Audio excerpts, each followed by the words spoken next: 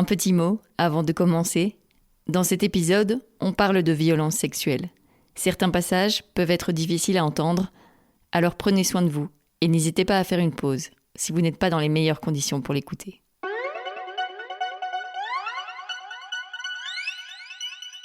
Avant de lancer l'épisode, j'aimerais te parler d'Artisium, mon partenaire.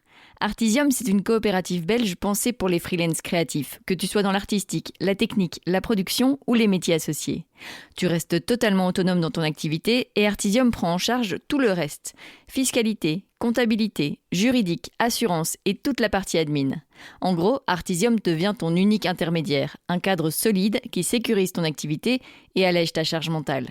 Concrètement, ça repose sur 3 choses. Une rémunération optimisée, adaptée à ton style de vie, une gestion complète de toute la partie admin et fiscale, et une protection solide pour exercer ton activité dans un cadre sécurisé. Derrière ça, il y a une petite équipe à taille humaine, proche de ses coopérateurs et coopératrices et vraiment ancrée dans les réalités du secteur créatif. Pas de mauvaises surprises. Impôts, charges et obligations sont anticipés pour que tu puisses créer l'esprit tranquille. Leur objectif est simple, rendre ton activité professionnelle durable. Si tu veux exercer ton métier dans un cadre rassurant, entouré de personnes qui comprennent vraiment ta réalité, ça vaut la peine d'y jeter un œil. En tout cas, je suis trop fière qu'Artisium soutienne Compose. Toutes les infos sont sur leur site artisium.be et tu peux aussi réserver un call avec eux directement via le lien qui se trouve dans les notes. Allez, place à l'épisode. Compose, épisode 91.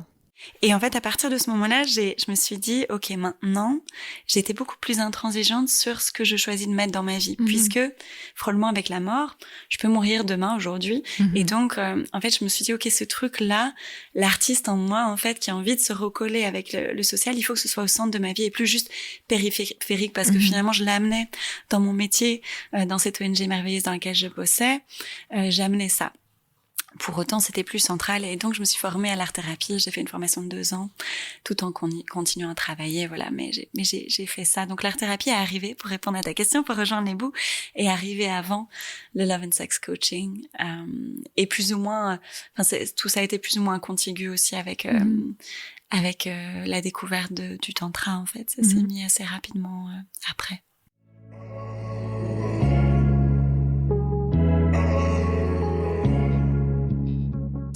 Bienvenue sur Compose, le podcast de celles et ceux qui osent créer, un podcast produit par moi, Julie Mouvet.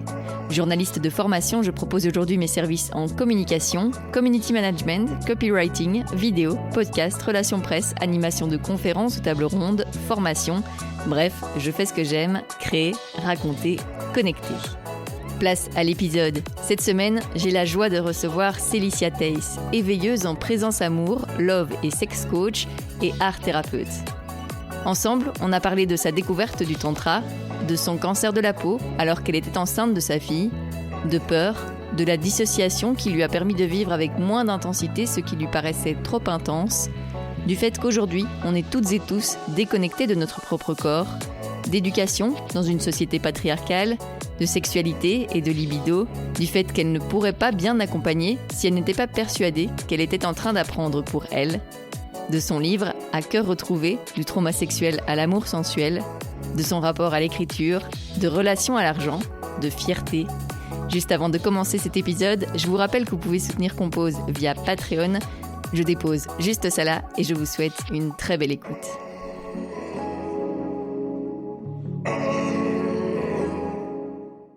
Merci, Célicia, d'être avec moi aujourd'hui sur Compose. Merci à toi, Julie.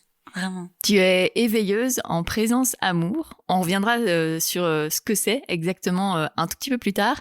Mais d'abord, je voudrais savoir en fait comment tu t'es intéressée justement à l'amour, à la sensualité, à la sexualité, au bien-être aussi des corps et des âmes. C'est une longue histoire. T'es prête ou pas? Alors, je pense que, en vrai, j'y suis entrée par la porte du tantra, à la base, avec la naissance de ma première fille, Naya. J'ai vécu les 6 premiers mois de sa venue au monde comme une perte totale dans le yin sans fin, tu vois, le vraiment ce féminin qui donne, qui ne dort plus, qui s'occupe plus de soi, tu vois.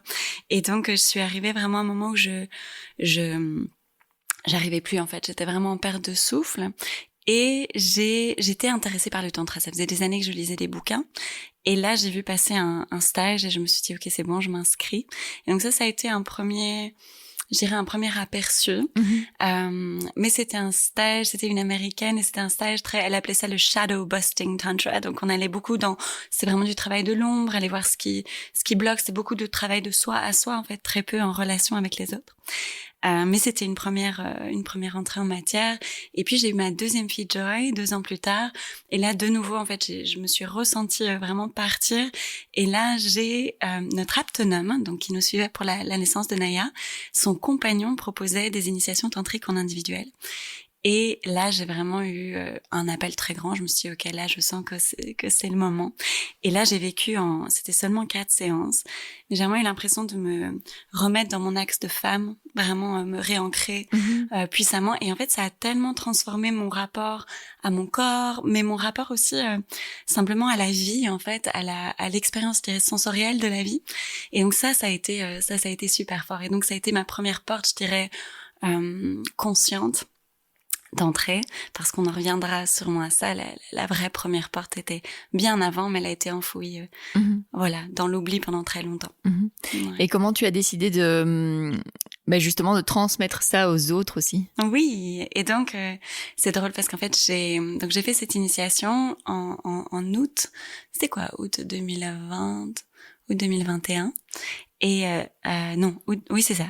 Et en fait, août 2020. Et en fait, je commençais en septembre, une initiation au féminin sur 9 mois. Et dans ce travail archétypal, en fait, à chaque fois, on allait voir des différentes facettes de nous-mêmes.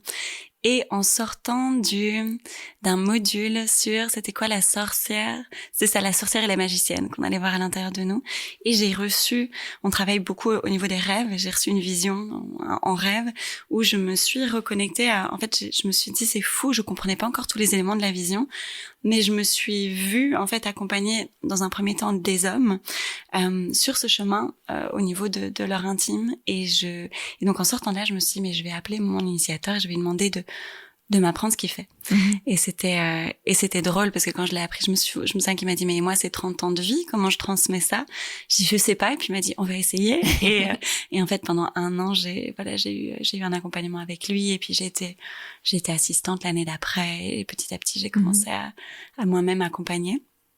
Donc ça c'était le premier volet, je dirais. Et puis, il y a eu un deuxième volet important, mais je sais pas si on rentre déjà dedans. Peut-être pas. Je te laisse. On va y aller doucement. On va y aller doucement.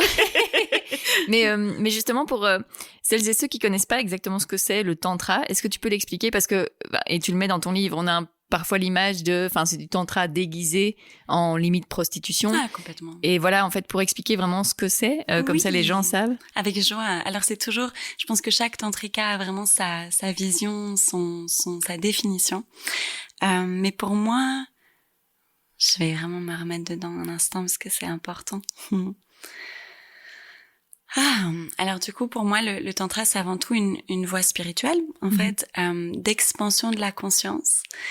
Et l'idée, c'est de s'ouvrir à la vie à travers ses sens, et donc de permettre finalement une circulation de l'amour à travers ça. Donc il y a vraiment, je pense qu'il y a cette idée que dans la vie, on a deux choix, soit de s'ouvrir, soit de se fermer. Donc soit de l'amour, soit de la peur, en fait. Et le tantra, c'est une approche qui nous aide à venir sentir tous les espaces de peur à l'intérieur de nous et de nous réouvrir à l'amour pour que ça puisse recirculer. Voilà comment je le définirais. Et il est soutenu vraiment par des techniques. C'est très énormément on appelle ça des structures, mais donc vraiment des propositions concrètes. Si vous voulez, le Vijnana Bhairava Tantra, qui est un des textes fondateurs, il est construit en dharana. Et donc, c'est pas des sutras. Les sutras, c'est comme des versets. Et les dharanas, c'est plutôt des méditations en action. Donc, c'est toujours dans l'action et des propositions très concrètes de pratique. Donc, c'est pas du tout une philosophie, c'est vraiment une pratique. Voilà. Et comment ça se passe? Enfin, faut combien de temps de séance de tantra, justement, pour savoir réveiller cet amour en nous qui circule à nouveau? Ça dépend des gens, j'imagine. C'est trop mignon comme question, j'adore. Je pense que c'est... j'avais un prof comme ça à l'école quand j'étais en Zambie. Il disait toujours, quand on lui posait ce genre de questions, il disait « How long is a piece of string ?» Donc, quelle est la taille d'une... comment est-ce qu'on dit ça? D'un fil, en fait. Parce que ça dépend, évidemment. Hein, ça dépend de ce qu'on veut faire avec ce fil. Ça dépend de... Et... moi, en 4 séances, ça a été illico. Et en fait, au début, quand j'accompagnais uniquement les hommes, c'était sur 4 séances, puis progressivement sur 5 séances. Et aujourd'hui, honnêtement, c'est plutôt sur 6 séances, mais parce que j'ai un volet énergétique et que j'ai un peu transformé la façon dont j'approche ça. C'est plus juste du tantra. Il y a le Love and Sex Coaching qui est venu un petit peu se greffer à ce que je fais. L'art-thérapie aussi, parce que je suis art-thérapeute par ailleurs. Mais donc, ça dépend vraiment. Ça dépend vraiment. Mais par contre, ça c'est intéressant, c'est que justement dans ce fameux Vijnana Bhairava Tantra, il a été commenté notamment par Osho, qui est une figure très controversée, mais au niveau de ses écrits, moi j'adore, je trouve qu'il est très proche de l'essence, on dirait, du Tantra.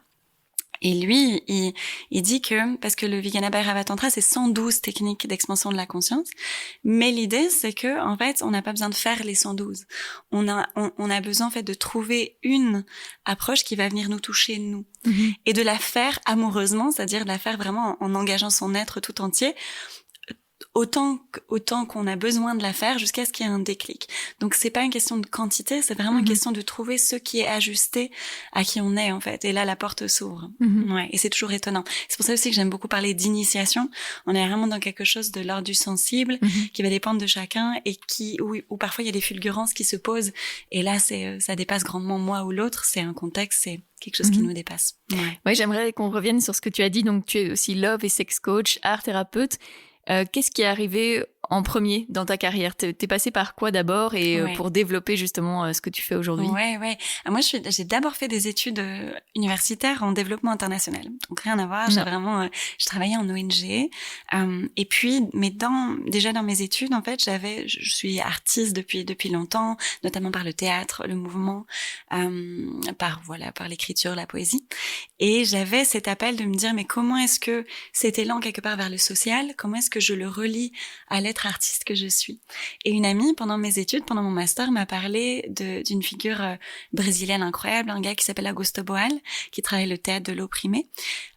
Et là, quand j'ai commencé à lire ce qu'il proposait, et je me suis dit, mais c'est incroyable, c'est exactement ça. Et donc, j'ai été me former. Et puis, je suis partie, justement, pendant mes études, j'ai fait mon stage au Costa Rica, où j'ai suivi quelqu'un qui faisait du théâtre comme outil de changement social et de transformation de conflits. Et donc, quelque part, il y avait déjà une approche art thérapeutique dans son travail. Je suis rentrée, j'étais me former 2 étés d'affilée au théâtre de l'opprimé. Et puis, bon, c'est toujours des histoires autobiographiques un peu... c'est tout un parcours pour moi, mais donc on est parti vivre en Thaïlande un moment avec mon chéri, et là-bas, je suis tombée enceinte, et puis 3 mois après, j'ai eu un cancer de la peau. Et ça a été une grosse bascule aussi pour moi. Parce qu'on me disait que le bébé n'allait pas qu'il fallait que j'avorte parce qu'aucun traitement n'était compatible. Et donc j'ai fait le choix déjà à ce moment-là de garder le bébé. J'ai dit on touchera pas à mon bébé, donc tant qu'il est pas là, de toute façon je ferai pas de traitement. Et je suis revenue en Belgique parce que je voulais un autre genre d'accompagnement. Je voulais aussi être soutenue par mes proches.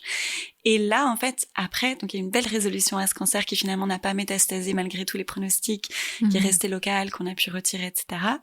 Et en fait, à partir de ce moment-là, je me suis dit, ok, maintenant, j'étais beaucoup plus intransigeante sur ce que je choisis de mettre dans ma vie, puisque frôlement avec la mort, je peux mourir demain, aujourd'hui.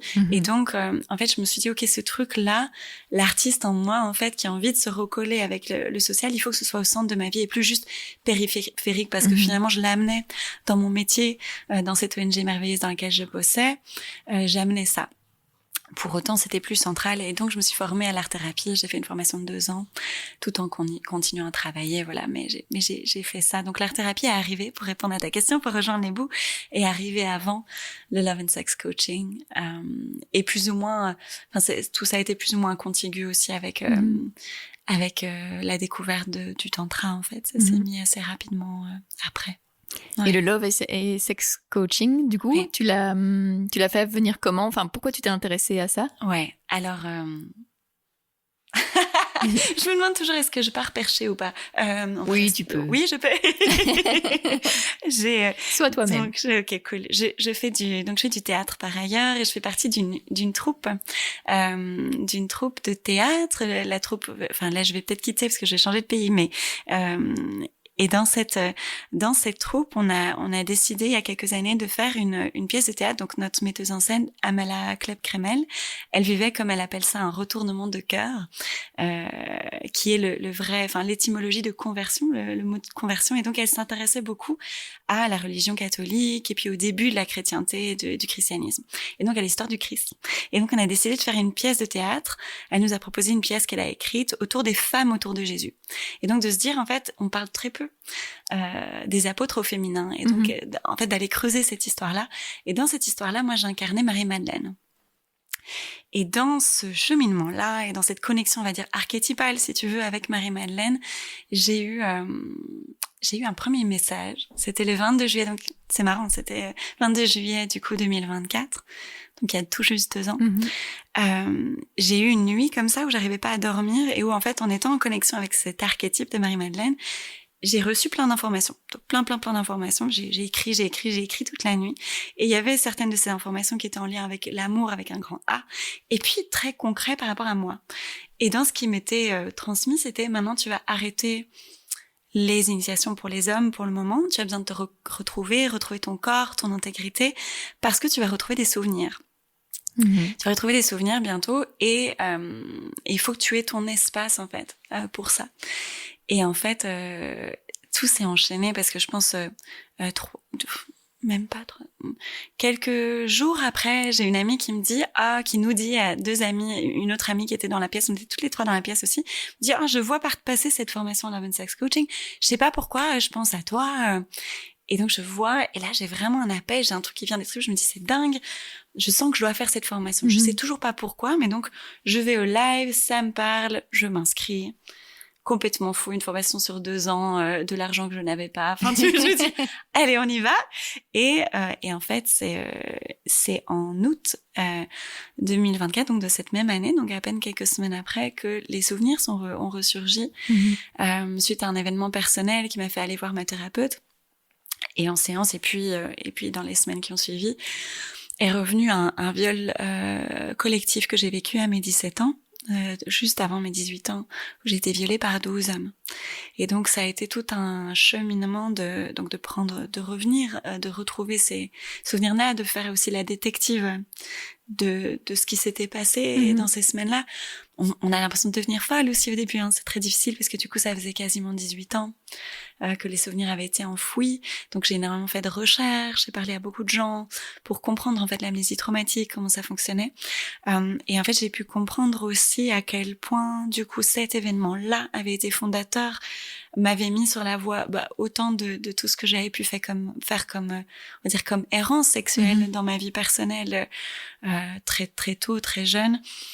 Et à quel point j'avais été très vite en fait intéressée, fascinée en fait par les rapports humains, autant du coup dans la transgression que dans la recherche d'absolu et d'amour et le tantra finalement est venu vraiment répondre à ça. Et le Love and Sex Coaching qui s'est mis sur ma route à peine quelques semaines avant, heureusement qu'il était là. Du coup les 2 années, là maintenant je termine ma formation de 2 ans et ça a été vraiment un fil rouge qui m'a permis de à la fois d'être nourrie dans des pratiques vraiment concrètes à la fois d'investigation de tout ce qui a pu se passer et ce qui est encore là au niveau de toute la région du bassin en fait, et puis de venir libérer dans la yoni qui est le terme sanskrit qui désigne du coup toute la part reproductive féminine et sexuelle. Voilà, et qui fait tellement sens du coup, qui m'a permis dans mes accompagnements de m'ouvrir encore plus. Alors j'avais des femmes qui venaient en art thérapie, mais au niveau tantrique j'étais exclusivement avec des hommes pendant 2 ans, et là de pouvoir en fait combiner les deux avec cette approche Love and Sex Coaching et de pouvoir accompagner aussi des personnes parce qu'on a été formés et je me suis formée aussi au niveau du trauma, de l'approche du traumatisme et du psychotraumatisme, et donc de pouvoir accompagner aussi avec beaucoup plus de précision ces cas-là que du coup j'ai connus depuis l'intérieur aussi. Ouais. Tout ce que toi-même tu avais appris déjà par tes formations, etc., ça t'a aidé à te reconstruire après justement que ces souvenirs soient revenus? Complètement. Alors, au début, je dirais qu'il y a 2 phases. Parce qu'il y a eu la première phase donc d'octobre jusque février. Enfin non. Allez, on va dire de septembre-octobre. C'était intéressant parce je suis indépendante et donc au niveau des demandes, j'ai eu beaucoup moins de demandes et donc j'ai eu beaucoup plus de temps en fait pour être avec moi. Et donc tu me posais la question de est-ce que j'avais des outils quelque part. Alors j'ai plein d'outils. Alors déjà au niveau art thérapeutique, l'approche qui m'intéresse beaucoup c'est le life art process et donc on travaille avec autant le mouvement donc la danse, la création plastique et l'écriture. Et donc tous ces 3, je dirais, piliers au niveau de mon expression. Et l'art-thérapie, en général, en fait, m'a permis de faire beaucoup de processus, d'auto-process, on va dire, déjà. Et donc, c'était génial de pouvoir me soutenir moi-même. J'ai une belle relation avec la nature aussi. Donc, partir crier en forêt, ça fait du bien aussi dans ces moments-là. Et puis, j'ai des thérapeutes de toujours qui me suivent. Mais c'est vrai que j'ai été beaucoup, avec moi-même, en fait, les premiers mois. Et puis, je me suis dit, mais ça va mieux, je vais recommencer à bosser. Et là, je me suis mis de nouveau sur 7 fronts différents. On a co-créé un festival, j'avais plein de demandes en consulte. J'étais vraiment, j'avais la pièce de théâtre, j'avais beaucoup en même temps. Et donc, en fait, j'ai fait un burn-out en février, j'ai vraiment eu un crash. Et là, je dirais que ça a été... Oui, ça a été tout à fait autre chose. C'est comme si au début, j'avais pu processer la tristesse et la rage, en fait, au début. Et puis, la deuxième phase, ça a été la peur, qui n'était pas du tout une émotion que je connaissais. Et là, en fait, avec le burn-out, comme tout était comme à l'arrêt, tout à coup, c'est elle qui est venue me cueillir parfois sur mon canapé à 14h. Ou par exemple, les transports en commun, ça devenait vraiment compliqué pour moi de prendre les transports en commun, de bouger le soir, d'être seule la nuit dehors. Enfin, il y a eu vraiment toute cette deuxième phase. Et là, j'ai été accompagnée par une psychologue et aussi en PTR, dans psychologie du trauma réassociatif, qui m'a bien aidée aussi. Où on va dans des états d'hypnose aussi, retrouver les souvenirs sources et quelque part reprogrammer. J'avais fait aussi tout un travail en EMDR par le passé, mais donc voilà, je dirais qu'il y a eu ces 2 phases-là. Avec la deuxième phase, je pense que c'était les couches d'en dessous en fait, et que chez moi, donc la dissociation, donc le fait d'être un peu à côté de soi, je l'avais vécu pendant très longtemps. Je l'ai vécu très longtemps dans ma sexualité aussi. Et puis je me suis rendu compte récemment que le travail était devenu une autre forme de dissociation en fait. Se lancer complètement dans le travail, c'était une autre forme de pas vraiment faire face. Et donc voilà, la deuxième phase m'a permis d'aller voir les couches plus profondes. Tu penses que cette dissociation, justement, elle t'a permis de ne pas t'effondrer à ce moment-là et de pouvoir justement continuer et te former et finalement avoir les outils, enfin être un peu plus, entre gros guillemets, apte à ce que ces souvenirs remontent et à savoir... Ah oui, complètement. La dissociation, faut savoir ça en général pour tout le monde. En fait, c'est un mécanisme de protection et de survie. Et donc, c'est vraiment... Et puis, c'est chimique, en fait, aussi, quand on vit un événement qui est tellement overwhelming. Comment est-ce qu'on dit bouleversant. Ouais, bouleversant. Enfin, qui prend toute la place, en fait. On a, du coup, au niveau chimique, on va avoir beaucoup d'adrénaline, de cortisol, à des taux qui sont tellement élevés que le cerveau disjoncte, en fait, à un moment. C'est comme si il croit qu'il va mourir et pour ne pas mourir, boum, tout ce qui est néocortex préfrontal et tout ce qui est la capacité d'être en lien et en fait la mémoire aussi va être comme numbed. Pardon, souvent les mots viennent en anglais. Engourdi, oui, c'est le mot. Comme engourdi. Et ça, c'est un mécanisme de survie vraiment biologique, chimique, déjà de base. Et ça nous met, il y a vraiment aussi au niveau de la chimie comme des drogues presque de l'ordre de la kétamine en fait qui sont là et qui nous permettent de flotter un peu en fait. De flotter un peu. Et pareil, du coup, la dissociation, dans d'autres moments de ma vie, clairement, ça m'a permis de vivre avec moins d'intensité ce que je vivais qui était trop intense. Donc oui, ça m'a déjà vraiment aidé dans ces moments-là, vraiment de survie. Et puis, dans un deuxième temps, effectivement, ça m'a permis de tenir, en fait. Et de tenir et tout, en fait. C'est ça qui est dingue. Et écrire le bouquin était génial aussi pour refaire ce fil, de voir à quel point tout m'a soutenue en fait, vraiment tout m'a soutenue. Donc la dissociation m'a soutenue, presque l'hypersexualité que j'ai eue, cette transgression dont je parlais, en fait m'a permis d'aller à des endroits extrêmes qui aujourd'hui me permettent d'accompagner avec tellement plus d'empathie et de compassion en fait tous les gens, quel que soit leur chemin, parce que voilà, je suis passée par plein de trucs aussi. Ouais. Mais justement, cette empathie, cette compassion, parfois c'est pas trop dur justement de prendre, d'entendre, de voir, de sentir aussi ce que la personne a potentiellement vécu comme trauma. Ça doit être un métier qui énergétiquement est quand même prenant aussi et fort. Oui, alors je dirais il y a eu, parce que du coup il y a eu plein de petits morceaux qui se sont rajoutés au fur et à mesure au niveau de ma pratique. Et donc déjà j'avais cette conscience énergétique justement de me dire ok, je crée un espace, j'ouvre un espace. Quand la personne part, je ferme cet espace et je me nettoie de tout ce qui a pu me toucher. Et puis au fur et à mesure, donc j'ai fait une belle rencontre au niveau de mes enseignants et enseignantes. C'est Chantal Dutuy qui est une Québécoise et qui travaille au niveau énergétique justement. Et donc là, la rencontre avec Chantal, ça m'a permis aussi de prendre conscience de toute une autre forme qu'elle nomme du parasitage énergétique qu'on peut avoir. Alors, et au niveau du trauma sexuel, c'est énorme parce que du coup, il y a vraiment des parasites sexuels aussi. Et donc, ce déparasitage, l'avoir fait pour moi, avoir vu l'avant-après, ça a été tellement énorme, je me suis formée pour pouvoir aujourd'hui aussi le faire.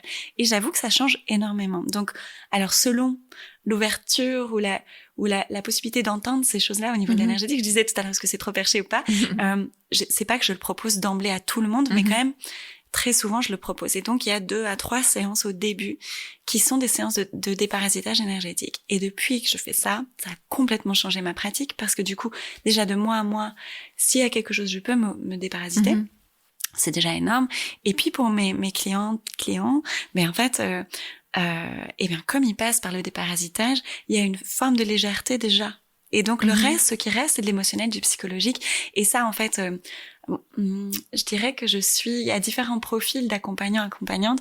Moi, je suis dans la compassion et je me laisse complètement traverser. Ça veut dire que si je pleure en séance, je pleure en séance. Mais par contre, je suis pas dans ma propre histoire, je suis juste avec l'autre et mes neurones miroirs font que, voilà, ça va. Et comme ça a l'autorisation de me traverser, ça reste pas. En fait, ça bloque pas. Et donc après, ça va, je suis légère. C'est pas parasitant, justement. Ouais, je dirais que c'est ça aujourd'hui. Tu peux expliquer du coup, donc tu es éveilleuse en présence amour aujourd'hui. Qu'est-ce que ça englobe? Qu'est-ce que tu proposes justement comme accompagnement? Et tu accompagnes aussi bien les hommes, les femmes, les couples. Ouais. Voilà, comment ça se passe? Oui, avec joie. Alors, éveilleuse en présence amour, c'est parce que, donc c'est un terme assez générique, mais parce que ma pratique, elle est multicasquette, mais que le fil rouge, du coup, c'est éveiller à la présence, ce que je disais tout à l'heure, quand je disais en fait on a le choix de la peur, on a le choix de l'amour, comment est-ce qu'en fait on se met au diapason de l'amour à l'intérieur de nous, et ça passe beaucoup dans mon approche par les sens, la sensorialité en fait, et donc ça va être aussi un fil rouge quelle que soit la casquette que je porte. Et après, ce que ça va englober, donc on a l'aspect énergétique, donc vraiment de soins énergétiques, 2 à 3 séances au début. Et puis après, on va rentrer dans un accompagnement hybride où je mélange la casquette art thérapeute, la casquette love and sex coach et la casquette initiatrice tantrique avec la pleine conscience aussi. Donc, ce que ça veut dire concrètement, c'est que c'est vraiment c'est conçu sur mesure pour chaque personne, mais l'idée, ça va être de... Attends, je vais me remettre.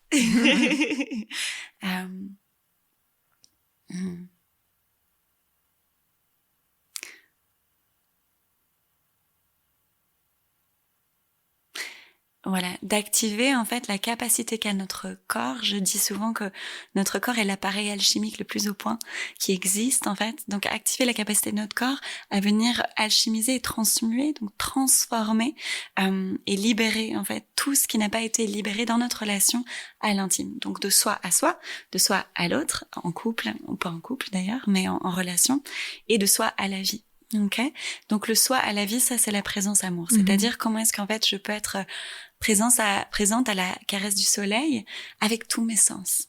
Et au plus on est présent de cette façon-là, au plus dans l'intimité, en fait, on va être capable de s'ouvrir pleinement en fait à l'autre et du coup d'atteindre une jouissance magnifique qui est simplement finalement la continuité de notre présence à nous, de notre présence au monde, de notre présence à nos sens. C'est presque, il y a quelqu'un que j'aime beaucoup, c'est Thomas Rocourt, qui est aussi praticien en sexologie et qui accompagne et qui dit, en fait, l'idée c'est de désexualiser la sexualité. Ça paraît complètement oui, ça peut paraître bizarre, mais c'est ça, c'est-à-dire que la sexualité, enfin, c'est de dire l'énergie sexuelle, elle est présente tout le temps, et donc on peut la rencontrer à n'importe quel moment. Et pour moi, l'élan créateur, d'où l'art-thérapie, c'est la même source en fait, c'est la même source que l'énergie sexuelle. Et donc par moment, selon là où les gens sont, soit on va venir créer. Je parlais de life art process tout à l'heure, donc on va venir créer une peinture, on va venir écrire, on va venir danser, on va venir bouger, et peut-être qu'on va faire ça pendant une demi-heure, et puis qu'on va aller dans des pratiques intimes. Alors quand je dis pratiques intimes, donc tout ce que j'ai appris à l'école de l'intimité sacrée et que j'enseigne aujourd'hui, c'est vraiment on va aller refamiliariser avec notre corps. Mais c'est vraiment notre corps dans son ensemble. Et c'est dans l'infime d'apprendre, de réapprendre à le caresser. Ça va être aussi vraiment dans la chair d'aller réapprendre à toucher toute cette zone, voir ce que ça nous fait, ce que ça éveille avec nos mains. Et puis on va travailler aussi avec les œufs de yoni et les baguettes de yoni, qui sont des outils de réappropriation du corps justement et du plaisir féminin, qui sont des merveilleux outils. Voilà, un petit peu. Est-ce que justement, peut-être dans ce que tu vois aujourd'hui, les gens ont tendance à se déconnecter un peu de leur corps et justement, les gens ont besoin de réapprendre à le connaître parce qu'aujourd'hui on sépare en fait notre corps de notre mental, de complètement.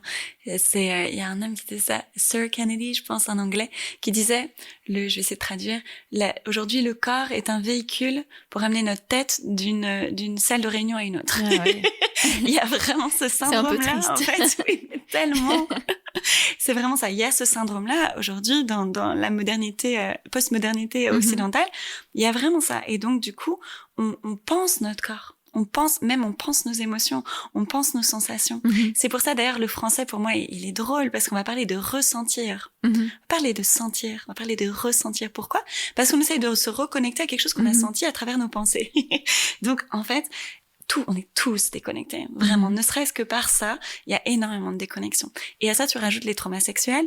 Et honnêtement, au plus j'avance dans ma pratique et au plus j'étudie en fait ça, au plus je me rends compte qu'on est tous traumatisés en fait. Même notre éducation sexuelle est une éducation traumatique. Souvent, elle passe par le porno. Enfin, et donc tout ça, ça crée des relations au corps qui sont des relations utilitaires en fait.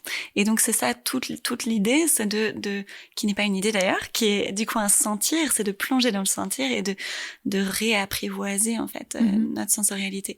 Et puis donc on parlait de dissociation tout à l'heure. Évidemment, ces mécanismes de dissociation là font que donc souvent quand on a vécu un trauma sexuel, on peut vivre soit une hyposexualité, soit une hypersexualité, soit un yo-yo entre les deux. L'hyposexualité, c'est clairement je me coupe de mes sensations et je ne sens plus rien. Ça peut, et donc selon les profils des personnes qui viennent à moi, parfois, donc souvent je leur demande de plonger dans leurs sensations. Et ça peut être, je ne sais pas ce que c'est, je ne sais pas ce que tu me demandes, c'est du chinois en fait. Donc ou alors ça peut être seulement certaines zones qui sont tout à fait inaccessibles. Donc oui. Il y a du taf à ce niveau-là.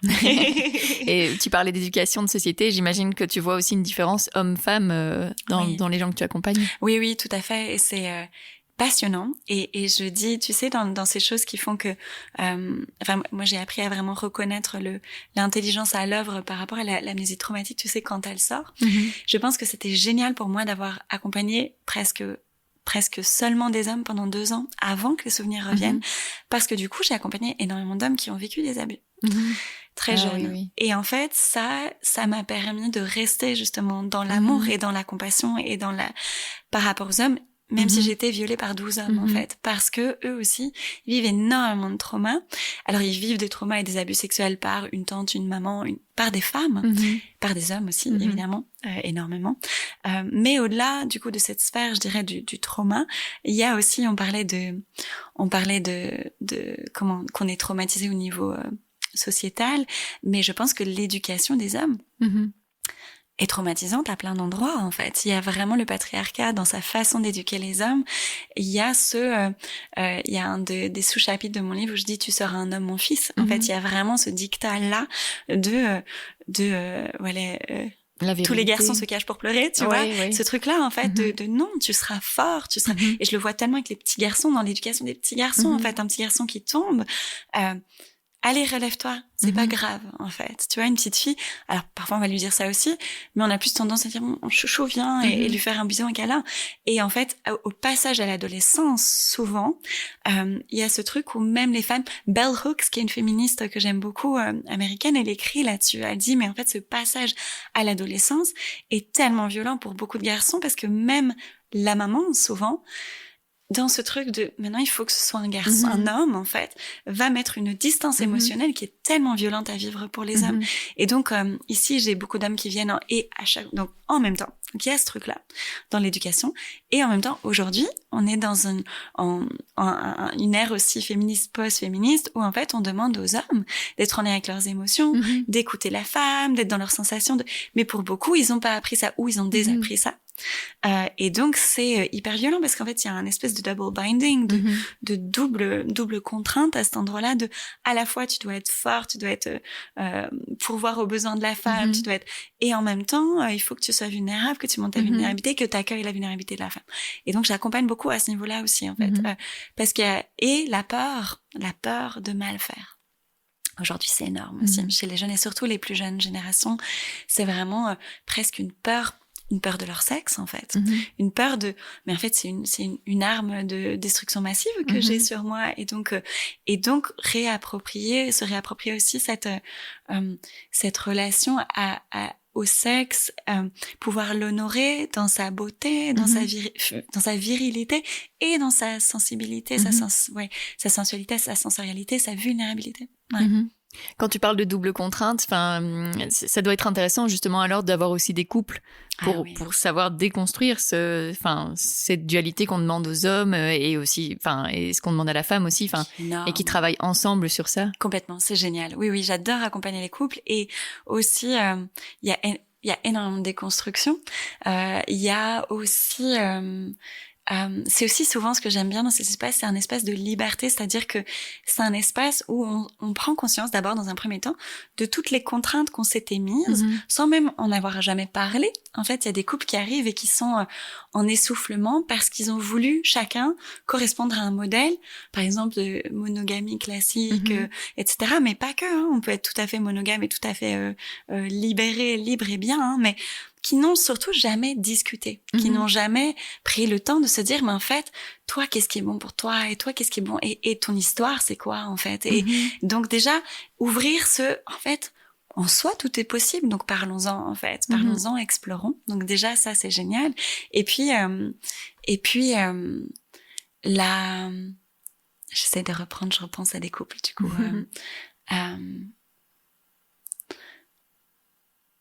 ouais, là il y a pas mal aussi de psychoéducation en fait quelque part aussi par rapport au fonctionnement. Par exemple, il va souvent y avoir ces soucis, ces cristallisations autour de différences au niveau du désir, tu vois. Et alors dans le grand cliché, l'homme est plus demandeur que la femme et la femme a de longues périodes où elle a pas envie. Donc déjà par exemple, juste de comprendre que ce qu'on appelle libido, ça veut dire souffle de vie et qu'en fait, il peut s'investir dans plein de domaines de notre vie et pas juste dans la sexualité et que selon les phases de la vie, par exemple les femmes très souvent quand elles vont avoir des enfants, et ben en fait tout leur souffle de vie au début, il va être dirigé vers les enfants en fait et c'est pas un manque de volonté, et aussi faire une éducation au niveau hormonal, au niveau pour que l'homme puisse aussi comprendre en fait ce qui se passe pour la femme qui fait que il y a des périodes où non, c'est tout, c'est pas possible en fait pour elle, il y a pas l'espace pour ça et c'est OK. Mais par contre, pour la femme aussi, de se rendre compte que la sphère sexuelle, c'est pas juste OK, il me fait des caresses, ça veut dire qu'il a envie de sexe, je sais que j'ai pas l'énergie. OK, on va pas y aller en fait. Ouais. Mais non, en fait, c'est toute la journée. C'est je dis toujours les préliminaires, c'est 24 heures sur une journée en fait. C'est-à-dire que c'est comment est-ce qu'on va se regarder, c'est comment est-ce qu'on va se toucher, c'est comment on va se faire un petit bisou, c'est comment est-ce que même si on n'est pas prêt à se faire des câlins, on juste dans les échanges de regards, il y a une complicité, il y a quelque chose, il y a en fait notre appareil sexuel, c'est tout notre corps et c'est comment est-ce qu'il peut être éveillé tout au long de la journée. Donc non, j'adore accompagner les couples et c'est vrai qu'il y a des choses à déconstruire clairement aussi au niveau des rôles de la femme, des rôles de l'homme. Ouais, ça doit être hyper aussi gratifiant pour toi quand tu vois l'évolution justement des gens que tu accompagnes. Ouais, complètement. Oui, je dis toujours et souvent j'ai ce truc de me dire mais comment c'est possible que je sois payée pour vivre ça dans le sens où c'est tellement beau. Oui, vraiment c'est très beau. Les couples, les individus aussi et avec les couples parfois c'est confrontant aussi parce que c'est confrontant pour la part de moi qui aimerait que tout le monde reste toujours ensemble et que tout se passe toujours bien parce qu'en fait dans les processus parfois et j'aime bien les accompagner séparément et puis parfois ensemble et puis séparément et puis parfois ensemble où on fait aussi des accompagnements de groupe avec mon collègue notamment Julien Blondiot mais c'est que parfois en creusant ce qui se passe pour chacun on se rend compte que peut-être qu'en fait les chemins là tout de suite c'est pas possible de rester ensemble mais c'est important de prendre une pause ou de prendre du temps mais c'est toujours beau en fait même dans ces moments-là de pouvoir accompagner ça ça reste super gratifiant. Et tout ce que toi tu apprends de ta pratique et des gens que tu accompagnes, ça doit aussi te servir pour ton propre couple et pour ta propre vie de famille. Complètement. C'est et je pense que c'est ce qui fait comment dire, je pourrais pas bien accompagner si j'étais pas persuadée que je suis tout le temps en train d'apprendre pour moi. Tu vois, c'est qu'en fait du coup je suis pas j'ai un ami avec qui j'ai travaillé longtemps, Jean-Louis Lamboré, disait toujours la posture il parlait de posture de sachant et d'ensaché. En fait, que si on se met dans une posture de je sais, l'autre est ensaché. C'est-à-dire qu'il a pas la capacité, en fait, d'être en contact avec sa propre puissance, sa propre capacité, ça. Et donc oui, effectivement, je suis tout le temps en train d'apprendre, ça me sert tout le temps. Dans mon couple, dans ma vie. Et on l'a déjà dit, tu as écrit un livre, du trauma sexuel à l'amour sensuel. Comment t'as eu, tu l'as dit que t'écrivais déjà, mais plutôt de la poésie, comment t'as eu envie d'écrire ce livre? Donc moi j'écris depuis que je sais tenir un stylo. C'est vraiment, je pense, un rapport au monde, l'écriture et à mon intériorité qui est vraiment essentielle pour moi. Et du coup, quand les souvenirs sont revenus, une des premières choses que j'ai fait, j'étais dans les bois et j'ai hurlé. Et en revenant de la forêt, j'ai écrit. Et ce premier texte-là se retrouve dans le livre. Tu vois, et je pense que ça a été la première pierre qui a été posée. Mais alors c'est hyper intéressant aussi parce que la vie est drôle, c'est que moi ça faisait des années que je savais que je voulais écrire un livre en fait. Je savais que je voulais écrire un livre et la thématique fluctuait. J'avais toutes mes dizaines de carnets remplis, mais j'avais un moment je m'étais dit je vais écrire un livre autour de la parentalité et de l'initiation qu'est la naissance et l'arrivée d'un enfant. Justement initiation spirituelle aussi et comment ça peut nous ramener. Je voulais déjà ramener à notre corps, à notre axe de femme, de puissance, etc. Donc j'avais déjà cette idée-là. Et du coup l'été, de nouveau ce fameux été 2024, j'étais allée à Paris, j'avais rencontré quelqu'un en séminaire, Nicolas Devic, qui lui avait fait un travail avec Laurence Ortega, du coup qui est coach d'auteur-entrepreneur. Et il m'avait dit, mais si t'as le projet d'écrire un livre, je te conseille. Donc j'avais déjà contacté Laurence, en fait, à ce moment-là, en lui disant je vais écrire un livre et en lui parlant justement de cet axe-là, maternité initiatique et tout. Et en fait, on a eu le premier séminaire d'écriture en septembre. Et donc ça faisait à peine quelques jours, quelques semaines timides que les souvenirs étaient revenus. Et donc ça, ce premier souvenir-là, en discutant avec Laurence, c'est de ça que je dois parler. En fait, je vais pas parler d'autre chose alors que c'est ça que je vis aujourd'hui. Et donc oui, et l'écriture, autant la formation a été une planche de salut, l'écriture a été une planche de salut aussi en fait. Vraiment de pouvoir à la fois retracer mon propre chemin et à la fois déjà transmettre en fait tout ce qui était déjà là et qui était déjà là dans mes accompagnements depuis quelques années et qui continuait à mûrir. Ouais. Et est-ce que tu te posais des questions sur le fait de dévoiler cette intimité dans un livre, justement, parce que écrire pour soi, c'est pas la même chose que d'écrire pour des lecteurs et lectrices potentiels. Est-ce que tu pensais à ça? Oui, bien sûr. Alors, quand j'écris, ma relation à l'écriture de base, c'est vraiment un jet. Donc, je réfléchis pas beaucoup. Laurence m'a beaucoup aidé à remettre de la tête derrière sur ce que j'écrivais, sur l'organisation de ce que j'écrivais. Mais le jet sortait toujours. Et en fait, ça a été génial, ces processus d'écriture, notamment, on appelait ça des boosts d'écriture en groupe, en fait, où on se voyait entre auteurs entrepreneurs. Parce qu'en fait, ça m'a donné un retour direct parce qu'on lisait des morceaux de ce qu'on écrivait. Donc c'était un premier retour de me dire, et surtout les passages très intimes, je vais loin dans l'intimité, tu sais, t'as lu le livre, il y a des moments où je vais loin dans ce dévoilement de l'intimité et je me suis dit, ok, je vais les lire, on va voir ce que ça donne. Et en fait, à chaque fois, j'ai eu des retours de gens qui étaient très touchés parce que je partageais et à chaque fois, j'en rediscutais avec Laurence derrière en me disant, et parfois vraiment en me disant, il y a un passage notamment autour de l'auto-érotisme de moi à moi, que je note en détail. Et en lisant ce passage-là, j'ai dit à Laurence, je vais trop loin, c'est pas possible. Est-ce que c'est pas vulgaire? En fait, est-ce que c'est pas... Et à chaque fois, son retour, c'était non. En fait, c'est justement comme tu écris avec poésie. C'est jamais, parfois ça peut être un peu cru, mais c'est jamais, il y a toujours comme un voile de protection poétique qui fait qu'en fait on se sent pas agressé par ce que tu écris.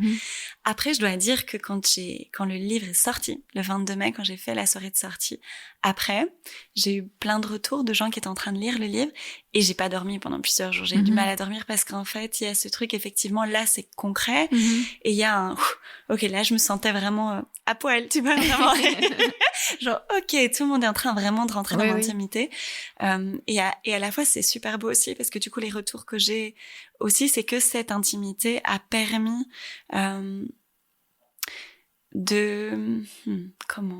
justement, de venir me rencontrer dans mon histoire et de s'ouvrir à sa propre histoire sans tabou et sans phare, en fait.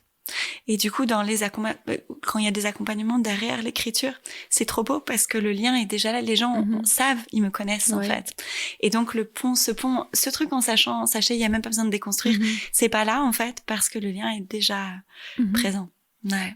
Oui, et ce livre, tu l'as vraiment écrit. Tu parles de ton histoire, tu parles de toi, mais tu l'as pas écrit en te positionnant comme une victime non plus. Tu n'es pas une survivante, tu es vivante et je pense que tu transmets aussi tu transmets beaucoup de choses via ce livre. C'est vraiment de ce point de vue-là que tu voulais te mettre? Oui, complètement. Enfin, après, de nouveau, pour moi, comme c'est un processus très intuitif, l'écriture, c'est pas que c'était clair au début, ce truc-là, mais au fur et à mesure, c'est vraiment ça qui est ressorti, effectivement. En fait, il y a énormément de littérature qui existe sur, justement, être victime d'un viol et comment est-ce qu'on survit à ça, et beaucoup avec une approche psychologique et psychopathologique. Et ici, le livre, il se situe pas à cet endroit-là, il se dit, ok, j'ai vécu ça, et en fait, il y a un de mes chapitres qui se nomme les chaos féconds. Ça a été un chaos fécond, ça a été chaotique, et je pense que, par contre, revenir là-dessus, dans un processus selon les personnes et selon ce qu'elles vivent, c'est hyper important par moment de pouvoir nommer j'ai été victime d'un viol. Évidemment, j'ai été victime d'un viol, notamment quand ça vient de pas juste, mais quand ça vient de se passer et qu'il y a une procédure qui peut se mettre en place. Et oui, on a un statut à ce moment-là de victime. Pour autant, la façon dont moi je l'ai vécu et dont j'accompagne du coup les autres, c'est de pouvoir aussi je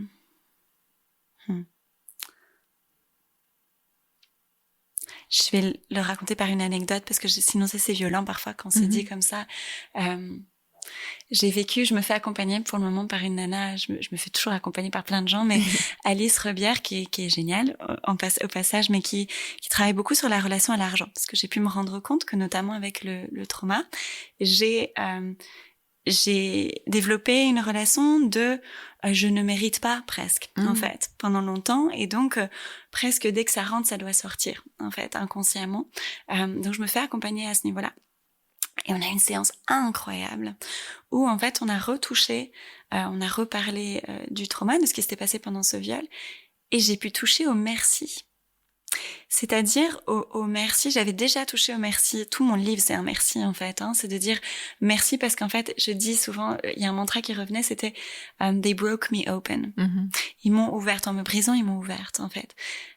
Et donc je sais que j'ai été ouverte par cet événement et que mon ouverture à la vie et l'amour aujourd'hui, il n'aurait pas été le même sans cet événement. Mais j'ai pu voir que même jusqu'à mon activité professionnelle aujourd'hui, je n'aurais pas cette activité professionnelle si j'avais pas vécu ça, en fait. C'est clair. Et donc, il y a, comme je disais tout à l'heure, il y a tout un pan d'empathie et de compassion que j'ai, que je ne dois pas aller chercher. C'est là parce que je l'ai vécu. Et donc, j'ai pu repluguer même mon activité pro, en fait, dans ce merci-là, de dire, OK, waouh, c'est incroyable, c'est cet événement fondateur qui fait qu'aujourd'hui, je peux accompagner comme je l'accompagne. Mais merci, en fait. Donc oui, non. En fait, le statut de victime peut nous enfermer dans quelque chose où on n'a plus accès à notre puissance et à notre capacité à transmuer, à transmuter les choses. Donc oui, on est une victime juridiquement. Oui, on est une victime dans les faits à un moment. Ok. Mais par contre, parce que c'est ça aussi, au plus je fais des recherches sur le trauma où je m'informe. Souvent, les gens qui perpétuent des actes qui traumatisent les autres sont eux-mêmes traumatisés, en fait. Et donc, c'est une boucle sans fin jusqu'à ce qu'on s'extrait de la boucle en disant « Ok, je ne suis pas une victime. J'ai vécu, j'ai eu un statut. Aujourd'hui, je suis une femme debout, en fait, et je choisis de transmuer, et je choisis de transmettre, et je choisis d'accompagner mes enfants, potentiellement, si on en a, à pouvoir transmettre. Et voilà, c'est comme ça qu'on s'extrait aussi de cette boucle. Tu t'es extraite de cette boucle ? Ouais. Ça veut pas dire que le trauma n'est pas là. Le trauma est là, je vais vivre avec toute ma vie. Je pense qu'on vit toujours avec et que c'est une illusion dangereuse de croire qu'on peut complètement se détacher de son trauma. Pour autant, il n'est plus le pilote fantôme de mes actes, en fait. Plus jamais. Et si je peux, c'est drôle parce qu'en plus maintenant j'ai développé une telle... je peux, par exemple, sentir si je commence à me dissocier. On peut tous apprendre à faire ça. Mais quand je commence à me dissocier, du coup, il y a la petite alarme qui fait « Ok, tu te dissocies, Célicia. Respire, reviens dans tes pieds. » J'ai plein de pratiques qui m'aident, en fait, à revenir. Ou, parce que c'est un choix, ok, je me dissocie. Tu vois ? Là, je sens que c'est ok de me dissocier et je sais que je peux revenir à un moment, en fait. Mais donc, ça veut pas dire que je vais pas avoir des moments de nouveau qui vont m'activer dans ce trauma, mais juste j'ai de la conscience à cet endroit-là et j'ai des pratiques qui m'aident à revenir, en fait. Donc, ça ne régit plus du tout ma vie. Pour moi, c'est ça le basculement, en fait. C'est de dire, ça peut être là, je peux vivre avec, mais c'est plus lui qui est aux commandes. Et j'avais fait je commence le livre avec ça. Après mon intro, j'avais un cauchemar récurrent en fait depuis ce moment-là que j'ai appelé comment parce qu'il a eu plusieurs noms, mais j'ai un poème. Je ne sais plus. Bah évidemment que toi tu sais plus, c'est normal, tu l'as lu une fois. Attends, je vais le retrouver parce que je pense que voilà, exact. Oui, on y est vite. Page 21. Avant l'impact, un rêve. Je l'ai appelé. Ah oui, non, c'est ça. Mais le poème lui-même s'appelle pas comme ça, c'est pas grave. Ouais. Mais c'est en fait un poème qui parle de ce rêve récurrent où en fait je suis au volant d'une voiture, enfin je conduis une voiture, la voiture va à toute allure sur l'autoroute et elle va tellement vite et je vois un obstacle qui arrive et je sens qu'il faut que je freine du coup, il faut que je freine et je regarde mes pieds et pour freiner. Et à ce moment-là où je regarde mes pieds, je me rends compte que je suis pas sur le siège conducteur, je suis sur le siège passager. Donc je n'ai pas les commandes. Et boum, il y a l'impact et puis je me réveille. Et donc en fait ce rêve, il me montrait ça, en fait ce que j'ai vécu. Je vois ce truc arriver. Bon, il y a 12 personnes, je sais rien faire, ça arrive. Et en fait il revenait à des moments récurrents dans ma vie pour me prévenir que j'étais pas aux commandes. En fait, et que c'était mon trauma qui était aux commandes. Quand j'ai compris ça, c'était incroyable. Et c'est ça aussi qui a fait que j'ai été voir ma thérapeute, en fait. C'est que ce rêve revenait. Et je me suis dit, en fait, là, c'est pas possible. Il faut que je m'extrais d'une situation qui est pas juste pour moi. Et bim, c'est revenu. Donc, oui. Ouais. Tu parlais de ta relation à l'argent et tu l'as dit, tu es indépendante. Est-ce qu'aujourd'hui, tu arrives à, entre guillemets, vivre de ta pratique, en tout cas te verser un salaire grâce à ta pratique? Oui, je vis de ma pratique aujourd'hui. Et comme j'expliquais, je suis aussi ma propre pratique a été en transmue toutes ces 2 dernières années. Et là encore plus, je suis en train de passer plus aussi en virtuel. Mais oui, j'en vis. Et comme je disais tout à l'heure, je continue à m'émerveiller d'être payée pour faire ce métier parce que c'est fou.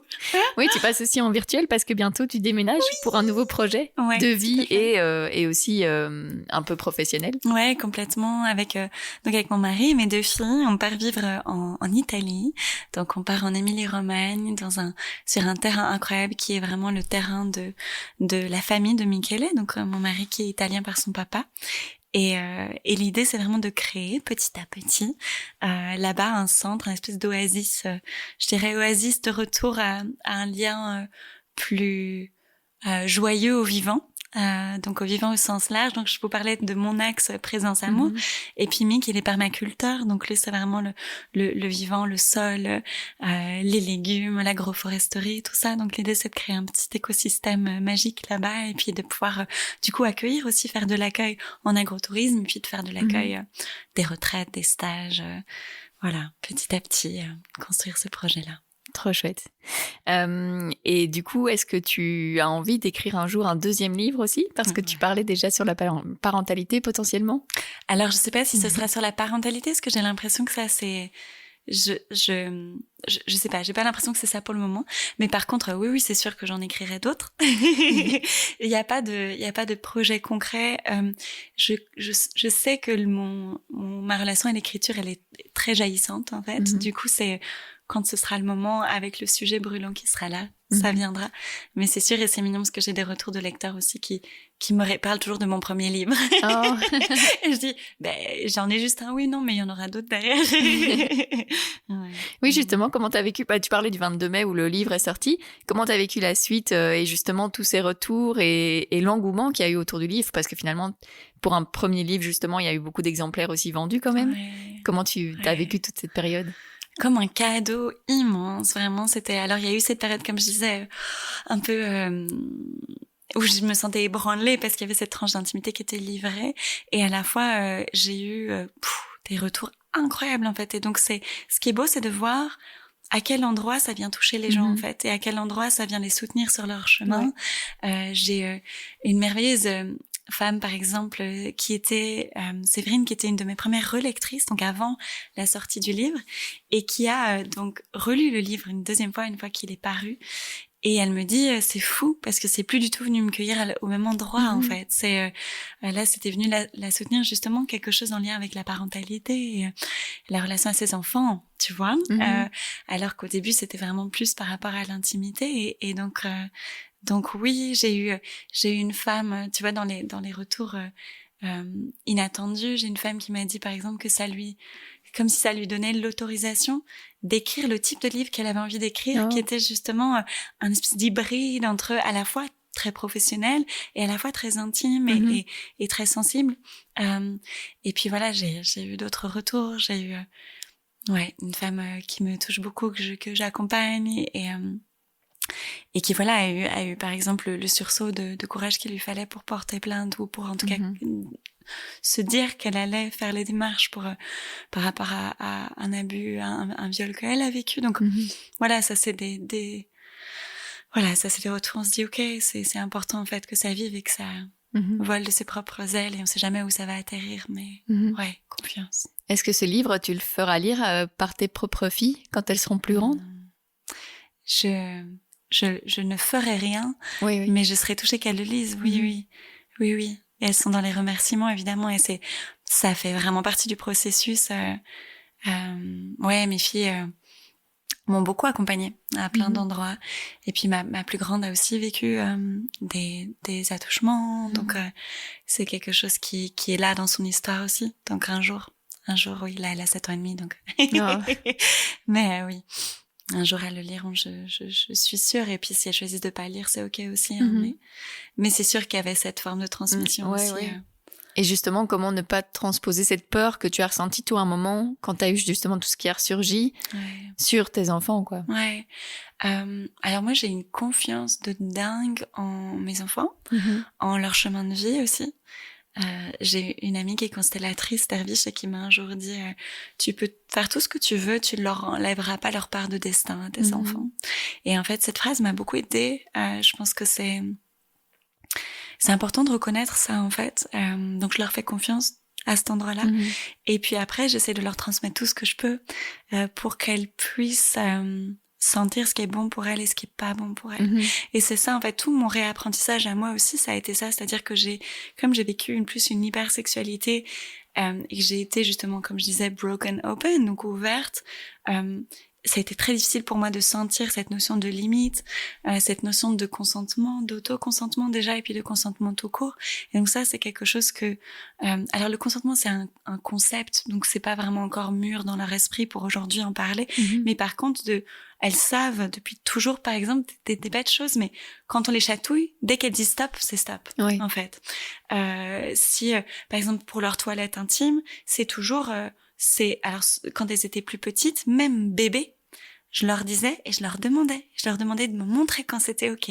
Et vraiment, même bébé, un enfant, c'est nous montrer en fait. Et donc enfant, c'est de leur dire, et même là parfois elles me demandent de l'aide parce que c'est plus difficile, je dis ok, puis je dis est-ce que t'es prête, et on en fait un jeu en fait, mais ok, on y va ensemble, et puis qu'elles sentent à quel point c'est leur espace, c'est leur corps, et à quel point elles ont la capacité de sentir ce qui est juste, ce qui est pas juste, et d'être respectées à cet endroit-là. Et je demande aux gens qui s'occupent d'elles aussi de respecter ça. Donc ça, c'est hyper important. Voilà. Donc je pense que il y a tout ce chemin-là aussi. Et donc la peur, oui, parce que c'était ça ta question à la base. Je pense que la confiance vient vraiment contrebalancer la peur. Après, clairement, j'ai partagé justement une vidéo l'autre jour sur ça, sur mes réseaux, très simple, mais où j'avais pris compte, je célébrais la part qui a peur en moi, en fait, parce que j'ai tellement été déconnectée d'elle longtemps, et maintenant, je la vois comme une alliée qui peut me montrer quand quelque chose n'est pas juste, en fait.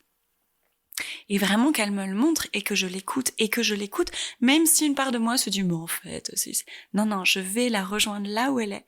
Et dans le consentement, c'est ce qu'on dit aussi, en fait, on vient s'aligner sur la part qui est la plus réticente, pour que ensuite, c'est la notion de fenêtre de tolérance aussi, en fait, hein. La fenêtre de tolérance, si elle est là, on reste là, et c'est en respectant le plus possible la fenêtre telle qu'elle est que petit à petit elle va pouvoir s'élargir, en fait. Ouais. Tu es fière du chemin que tu as parcouru et de la femme que tu es aujourd'hui? Oui, ce mot fierté, mais tu vois, ça me provoque de l'émotion. C'est pas un mot que j'utilise souvent, mais je suis heureuse et je suis hyper en gratitude, en fait. Et la femme que je suis, en fait, je pense qu'on est des êtres en relation, donc j'aurais jamais pu être là sans toutes les personnes et tous les anges qui étaient sur mon chemin, notamment sur mon homme, qui a vraiment été un pilier incroyable ces 2 dernières années. Et puis ça fait 15 ans qu'on est ensemble, mais ces 2 dernières années en particulier, sans mes fils, sans mes parents, ma sœur, mon frère, enfin, et puis tous mes proches, mes amis. Ma meilleure amie aussi qui parce que ça c'est fou, on vivait ensemble l'année où ça s'est passé en Afrique du Sud. Et ça a été très fort pour moi aussi, parce que dans cette période où j'avais l'impression de devenir folle, au début, quand les souvenirs reviennent, quand je lui ai dit à elle, tu vois, elle m'a dit, je me souviens de ce moment-là, parce que c'est un moment où elle était partie, en fait, elle était en voyage, et puis elle est revenue, et elle me dit, je me souviens que tu m'as dit que tu avais mal dans ton corps pendant 3 jours. Tu vois, et rien que ces mots-là, ouais, ça a été énorme, en fait, pour me dire, ok, j'étais pas folle, en fait, ou sa maman, encore récemment, parce que c'est par couche, hein. J'ai eu une conversation avec sa maman qui était un peu ma maman pendant ce temps-là, et ça a été très dur pour elle d'apprendre ce qui s'était passé. Et quand on a eu ces conversations, elle m'a dit aussi, elle m'a reparlé d'un souvenir où un jour je descendais pas pour manger, où elle est montée, où je sais que j'avais mal et qu'elle m'avait fait un massage, tu vois, du bas du dos, et c'est toutes des choses, en fait, qui aident tellement. Dans ce moment, on se dit, mais est-ce que j'ai pas tout inventé? Parce que c'est clair, cette question, elle est venue au début.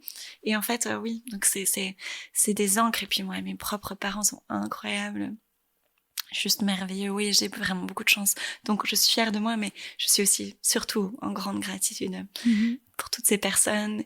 Noémie Rodrigo, enfin, l'école d'intimité sacrée, toutes les thérapeutes que j'ai vues, Laurence, le livre, enfin voilà, toi. Oui, c'est toutes des personnes que tu remercies aussi à la fin de ton livre. Oui. C'était important de, les citer. Ouais. Ah, tellement. j'aurais été incapable toute seule. Impossible. Et c'est fou ces moments parce que les moments de sidération sont importants en fait. Où c'est important de les vivre, mais c'est important d'en sortir aussi et toute seule.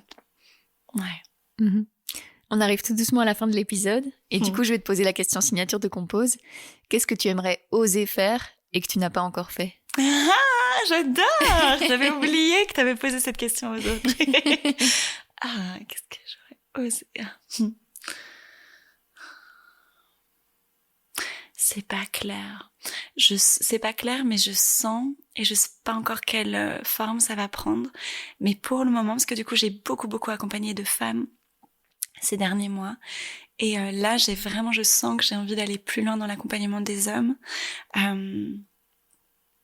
Du coup, il y a de l'émotion qui vient, mais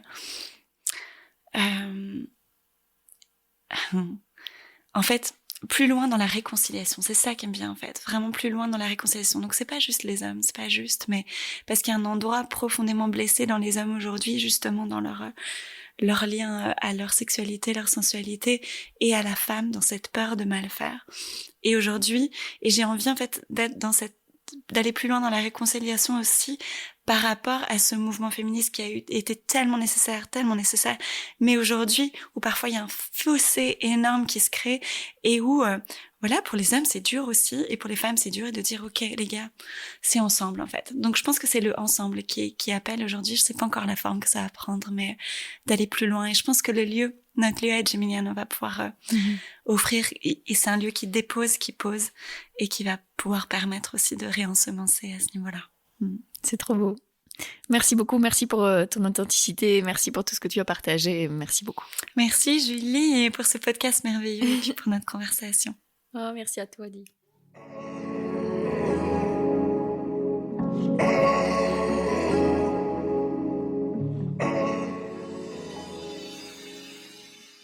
Merci, Célicia, d'avoir accepté mon invitation. Vous trouverez tous les liens pour la suivre dans les notes de cet épisode. J'espère qu'il vous a plu. Alors si c'est le cas, n'hésitez pas à me le faire savoir en laissant commentaires et étoiles sur la plateforme que vous êtes en train d'utiliser pour écouter et à vous abonner à Compose sur tous les réseaux sociaux. Merci aussi de partager le podcast autour de vous. Et puis si vous voulez m'aider à développer ce projet, n'hésitez pas à le soutenir financièrement via Patreon. Compose est un podcast réalisé entièrement par moi, Julie Mouvet. Le générique a été produit par le talentueux Alès. On se retrouve très bientôt pour un nouvel épisode.